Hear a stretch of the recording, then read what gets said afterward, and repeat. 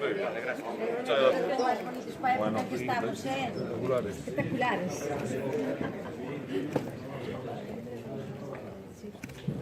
Nosotros nos seguimos considerando una empresa pequeña, ¿no? Aunque aquí en Galicia seamos relevantes y seamos una empresa que quizás comparativamente con otras empresas gallegas es más grande, pero nos consideramos una empresa pequeña, queremos estar cerca de nuestra tierra y desde luego lo que podamos ayudar a nuestra tierra creo que es nuestra responsabilidad, porque por ello también tenemos muchos consumidores que aman nuestra marca y que nos ayudan a desarrollarla, y por eso creo que es obligación de cualquier empresa pues, pensar en algo que revierta, ¿no? a toda nuestra comunidad, y en esto estamos haciendo. Esta ya va mejor. Sí, ¿no?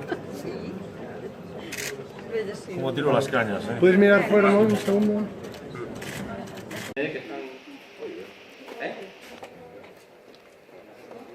No, vamos. Vamos los cuatro, no. Antonio.